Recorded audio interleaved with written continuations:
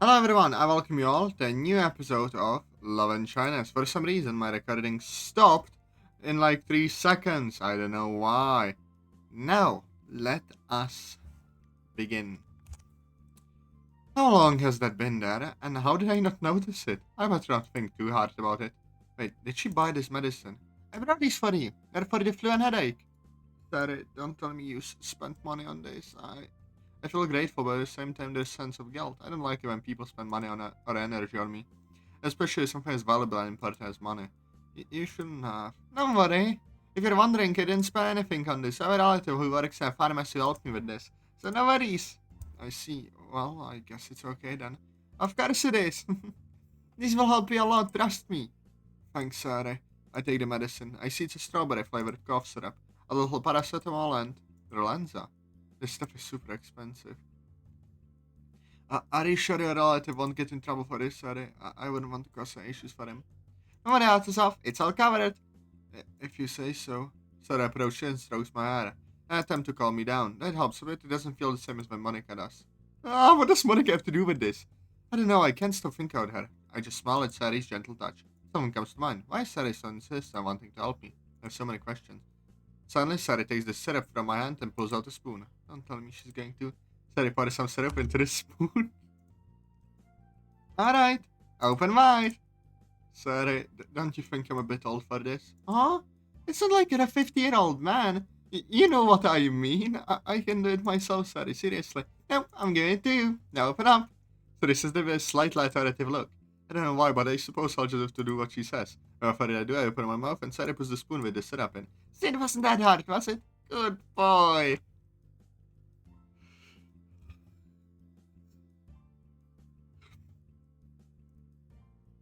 I take the spoon out of my mouth. No, say that kind of stuff. What's wrong? Sorry, what the fuck are you doing?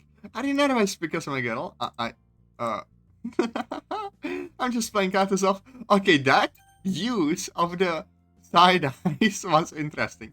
I'm just playing Atazoth. A little humor never hurts for a good recovery. Cause you say. I take out a paracetamol tablet. By now, I didn't have water to take it. I need water. Sarah suddenly shows me a bottle of water. Huh? But when? I'm always prepared when it comes to someone sick. Staying hydrated is also important for recovery. Thank you, Sarah. No much objection. I take the tablet with the water. Great! You should feel brand new in no time. I don't know how to thank you for all the help, Sarah. It's always a pleasure to help my friends, especially when they can do things for themselves. I take the inhaler, already loaded with a precise dose, and inhale it through my mouth. Afterward, I take a short sigh. I still wonder why Sarah was so insistent on wanting to help me. Sarah, I would like to ask you. Yeah? Well, don't take it as a complaint or anything like that. I said I appreciate your help, I really do. But I would like to know, why so insistent on wanting to help me? I'm curious about that. She seems to think out what she's going to say. Tries not to tell anyone. Of course, you have my word. Okay. A while ago, before I moved here, I used to have a friend who was quite similar to me. We were so close, almost to a point where he seemed like a pair of siblings. One day I was at home playing with my toes when my mom called me to tell me he got sick. I don't remember exactly what he had, but it was something related to cancer. At that moment, I didn't fully understand what was happening. I believe he could heal in no time. Then all the time he was in the hospital, I took care of cheering him up and helping with the things the doctor would do, like measuring his pressure, easing the pain he might have. And although most of it was a game, I felt like I was really doing something to help him feel better. It was then when he suddenly got worse. They didn't let me get close to him since the doctors had to take care of him. That's why I got the news that he. I can see that Sarah is holding back tears. She surely doesn't want to say because it's too shocking for her. It's okay, Sarah. I understand where you're going with this. The thing is, they didn't let me see him, but they did tell me his last words. Tell Sarah to promise that she'll become a professional nurse and save my life. Okay, I feel like this might have been translated a bit weirdly because it's such a weird sentence. Like weirdly said. This fully, but like, it's so fucking sweet. I can't help but feel a lump in my throat from what Sarah is telling me.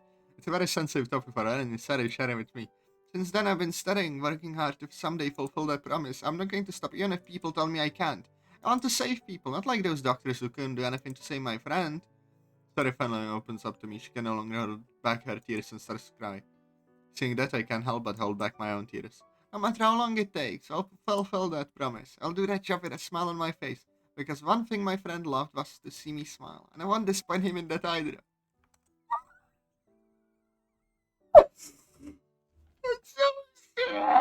like. Oh, pardon. Oh.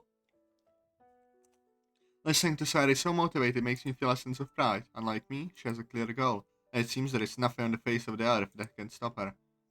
I know you can do it, Sarah. You have my support. I give Sarah a smile just like I do with Monica so that she smiles too. In normal circumstances, I would know what to say on such a complex topic, but all the experiences I had so far are paying off. I can understand you better thanks to Sarah. Thanks for trusting me. You're my friend, Atazoth. Always trust you. But don't abuse it, okay? No, Sarah. Alright. Sarah gains her typical cheerful and bubbly demeanor, which gives me peace. See my friends happy always brings me peace. It's interesting to see this positive change in me. Oh, now I'd like to ask you, yeah? I'm curious to know, how close are you and Monica? What? Why the question so suddenly? Does she want to talk about me and Monica? I'm getting a bit nervous. Monica? What's up with her? Nothing really is going on. Why are you so nervous when I ask you about you and Monica? Nothing. I can't but blush when they try to talk to me about Monica, especially it's about the two of us. I can see her blushing. Can I get a fever again, are you? Yeah, it must be that. So it just gives me a pitying smile. There's something else, Atazoth. Why are you trying to hide it? At this point, I can't help but start feeling sweaty and shake hands. It's a feeling I've just started to feel for Monica, but how did Sarah notice that? You like her, right? At Sarah's statement, I can't help but feel even more embarrassed. And? I guess I have no way out. I can't just dodge the question, it will only cause me more problems. Yeah? Before I could respond, the door to my house opens. You could say Mom saved me from this situation. Thank goodness. Son! I'm back! That's my mom. I noticed. Son! How are you? But Mom could finish her sentence. She's surprised to see Sarah sitting next to me. This is a bit awkward. Wow, what a surprise. Aren't you supposed to be watching supposed drama at this off? Well, things happen. Both Mom and Sarah let out a chuckle. I was surprised that until now Mom hasn't made her know of her jokes. At the moment, Sarah stands up. Nice to meet you, Mom. My name's Sarah, and I'm a friend of your son. It's a pleasure to meet you. This is the first time I see Sarah being so formal. Normally when she greets someone, she's very, very friendly. Too much, I would say. I guess when it comes to my mom, it's a special occasion. The pleasure is all mine, Sarah. I assume you stayed here watching over my son, right? Something like that. I just put a cold wet towel on his forehead while he rested. Besides some medications. Medications? Oh, don't tell me you spend money on that. If that's the case, tell me how she was so I can reimburse you. Don't worry, Mom. I don't make any expenses. I had some help from someone close to me, so I don't have to worry about the money. Oh, that's alright, dear. Anyway, thank you so much for taking care of Atazoth. I don't know how to repay you. It's not necessary, Mom. Just having helped a friend is enough for me. It seems like Mom had a good impression of Sarah, and the fact that she hasn't made any jokes so far relieves me even more. Well, I'd like to stay a bit longer, but I have to go now. I guess with you here, my help is no longer needed. Voice crack. You can come back to visit us whenever you want, dear. If you're friends with Atazoth, you're my friend too. Very kind of you, Mom. My mom is getting ready to exit. I, on the other hand, decide to stay on the couch. Not because I didn't want to say goodbye properly, but because my legs are asleep. Again, come back whenever you want. I will, thanks. I hear the door close and confirming that Sarah has left. I love Sarah, so close to almost revealing to Sarah that I like Monica. I sure already know that, just wants to confirm it. I don't know. What's clear is that I need to be more careful about giving those kinds of signals. Mom returns to the living room. And how are you, honey? Better? Yeah? Why that need to lie about being with a girl, huh? I wonder why, Mom. I know where they're going. Exactly. Anyway, now that you're better, I suppose I don't have to worry too much. That said, you'll have a lot of work to do since you missed today. I know. That remind me. Well, you'll have all day to do that. I reckon when you take a shower now, you smell a bit bad. I smell myself and God, I really stink. And said to smell me, God. How embarrassing. I'll do it right away.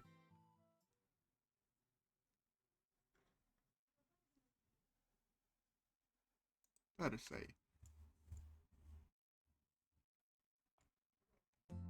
It feels great to no longer have a fever or a cold. What doesn't feel so good is having to return to school to continue fulfilling my tasks. And finding out that I infected Sarah makes me feel a bit guilty. That's why she didn't attend the school, nor will she be able to be in the club. I hope she recovers soon. On the other hand, I was busy all day yesterday doing homework that had been assigned to me. Thank God Monica was able to help me with the majority. If it was just through messages, it all helped me a lot. I must say that I would have liked her to accompany me like last time, but well, I can be demanding. As soon as I arrived in class, the first one's task I was doing very obviously cousin Monica, and I can see that they both get along well already, or at least I want to think so. But if either gives me any hint that something's happening, I'll have to talk to both of them together. But now I won't overthink it. Right now we're on break. What? Why, since I have nothing better to do, I guess I can go to the library for a while to leave. These are the few places besides the club where I feel comfortable. The recess just started to have time to read what I like. The girls and I must be doing the other things. I don't want to interrupt them. Once outside, I head to the library. I noticed that the vast majority of students are in the cafeteria. Better for me. That way I don't have to endure their possible stares at me. As I keep walking, I can see the library in the distance. I decide to quicken my pace. Upon entering, I notice that there are almost no students here. I count down, there are only about 4. Well, that's fine by me. Of course I'm going to read here. I find it more pleasant to do it alone. Besides, I don't want to interrupt the others from their readings with my presence. Anyway, I'm going to sit down here and start reading. Well, now that I think of it, what can I read? I brought my manga, but I think it's never too much to read something else. Just to change it up. Manga is fine by me. Maybe next time I'll be encouraged to read something else. Finally, I sit on the floor. Since there are no chairs here, it's the only place where I can really be comfortable. Anyway, I'll start reading.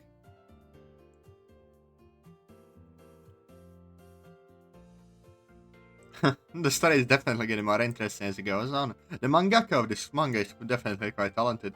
I wish I could write stories as interesting and unique. Some time ago I tried writing a story. It was somewhat advanced, but it was when I suddenly felt it wasn't that good, and I discarded it completely. There are times when I regret doing that, but there is little I can do to remedy it. I just sigh. Well, I guess I'll continue reading alone. I must say, I get a bit hungry. Good afternoon, Atazoth. Good afternoon, Yuri. What? Hello, Yuri. I hadn't seen you. What are you doing here? Well, I have to return some books I bought out. And also take some new ones to keep reading, of course. Actually, I should be asking you that. What are you doing here? Well, when I want to respond, you seem to notice that I'm reading manga. I say it's a bit embarrassing for you to keep staring for too long at what I'm reading. I guess you're just curious. Oh, I hadn't noticed you were reading. Sorry for interrupting you. Don't worry, Ray. I'm just finishing up anyway. Drew yourself another manga that would be the continuation of what I'm reading. I see. I noticed you're reading manga, right? Well, yeah. That doesn't bother you or something? Not at all. In fact, I enjoy reading manga almost like any other genre. I suppose it's a habit Natsuki passed on to me. Character development. Mwah. It's true, Natsuki also reads manga. It surprises me a bit that a girl as refined and mature as Sierra also likes manga. Despite Natsuki's influences, but as they say, there is no accounting for taste.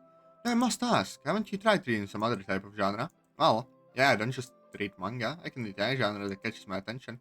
I must say that horror is one of my least favorite genres. It's good to know that you're open to reading different types of stories, a story can completely capture you regardless of the genre, which makes reading even more stimulating.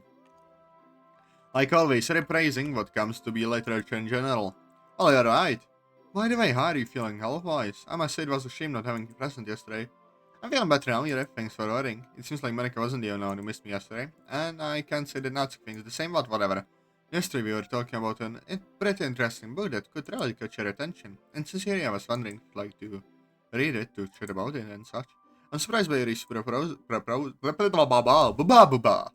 I mean, I don't propose it, but are you sure? If it's something very complex, I doubt I'd be useful to chat about it then. Don't worry about that, we can go at whatever pace you like. It just happens that yesterday, Monica and Natsuki didn't seem to fully grasp the meaning of the book I proposed. Even though Natsuki always tried her best, well, it was still a bit discouraging that they gave up so easily. And know how to tell if she's saying this with that sad look because she feels really bad about what happened, or is just trying to show very sophisticated reading. I guess thinking that way about her is wrong. Suddenly feel the need to apologize for everything about her. I see. That's the case then. Sure, I don't mind reading with you and chatting about it. Thank you for taking your time. It means a lot to me. It's nothing, Yuri. And besides, where I can sit. Thanks, I was just about to ask you to read on the floor. And that? Well, it turns out sometimes find it hard to read comfortably while sitting in a chair, which causes me some back pain, although that is due to my... Before I finish the sentence, she abruptly stops. I mean, a posture maybe? Yes, that. I have a horrible posture when reading, sitting in a chair. I'll pretend that's really it. Well, you can sit next to me to read. Sure. Excuse me? It sits next to me. I say it feels a bit weird to read next to someone, but it's a bad thing, of course. I'm just not used to it. And, well, what book are you going to show me? Give me a moment. Here, let me just throw it back. Here you go. The Portrait of Markov. I know I heard of a book with that name. If from the cover I can tell it's a horror book. I must say it looks a lot like that book Natsuko was reading the day I met her. It opens the book. I must say this one has a lot of pages. It's really this book is going to take a while. Sorry for not being able to give you a copy of the book. I didn't have time to make a copy for you. No problem, Yuri. We can read the same book together, but I'm a bit slow reader. I don't mind. We can read at your pace if you like. Yeah, I think that will be fine. Then let's get started right away. Sure, I just hope not to cause any unexpected issues. 15 minutes later. We've been reading for just over 50 minutes. Surprisingly, I can read almost at your pace, and that's even though she reads somewhat quickly. I noticed the thickness of the book. I see that we have a little less than half left. Well, we have advanced pretty quickly for the amount of pages the book has. Also, reading with someone for some reason feels more enjoyable than doing it alone. It's a book of series and acquaintance. It's likely. I can't see well. You adjust her body so I can read better. Aria caused a bit of her chest to press against my side. I swallow a bit of saliva to keep reading. What do I do in this situation? I want to make her uncomfortable or for her to think poorly of me. Very careful, I try to adjust my body so that the contact between us ends. Just be careful. That's what are you doing? Dear God. This will be awkward, won't it? As I try to move, I accidentally make my elbow bump one of Yuri's breasts. Shit. Instantly, Yuri seems to pull away a little. Sorry, Yuri. I was feeling control and was trying to move without worrying, and I'm sorry. It's okay, Atazoth. I just asked after all. Partially, Yuri's personality is not only mature but also calm, so she doesn't think poorly of me, not in the situation. Okay. How about we talk a little about where we read to forget the situation? Yeah, that would be good. Okay then. Yuri closes the book. What have you understood so far about the story? Well, I immediately realized it's a psychological horror story. Correct. It seems that the story revolves around experimentation with humans and something called the third eye. As far as I read, the story is becoming darker and more disturbing as it progresses. It's clear that this is not my style, and for a girl as mature and developed as Yuri, and just this type of reading makes me discover a lot about her. It seems that parents can indeed deceive many people. Great! It's obvious you've been reading and paying attention, as long as it doesn't disappoint you or anything. I wouldn't be disappointed if you didn't fully understand the story. On the contrary, I'll gladly explain every detail you might have missed. Well, thanks, Yuri. No need to mention it. Anyway, it's good to know that you're giving importance to this type of thing. And many people, including my friends, like the type of reading I enjoy. And why is that?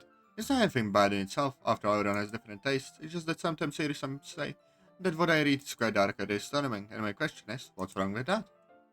They're my tastes and they should respect them. Talking about those things, and even in a mocking tone, or making it seem like something bad, seems despicable to me. It seems that Yuri has to deal with quite a bit of criticism regarding her tastes. Unlike me, she knows how to face it, and above all, how to act. And how do you feel about it? It's a bit strange, you just try not to give importance to that type of comment, but there are times where being criticized and all becomes unbearable. To the point where I end up feeling quite bad about myself, and I start to overthink about my tastes. Learning that Yuri is judged for her taste makes me emphasize more with her, and what it feels like to have your tastes trampled, metaphorically and literally. But well, afterwards I meditate on my feelings and the words of others, and I go back to doing what I love most. I wish I had that mental strength. I'm glad to know that you don't let yourself be trampled so easily. Well, if I let that happen, I'm pretty sure I won't be able to fulfill what would be my biggest dream. Oh, your dream? I must say that sparked my curiosity. Well, yes. My dream is... The bell makes its presence known, recess is over. Wow, what a shame. I would have loved to keep chatting with you. Me too. Well, we can keep talking about the book in the club, right? Sure! I don't have any problems. Perfect. But now it's better to return to classes. I'm following me. I cannot speak. Bloody hell, I'm slurring words. Anyway, this is the perfect time to end the episode. I hope you liked and enjoyed. Press like, comment, subscribe. Join the Discord. I love you all and goodbye.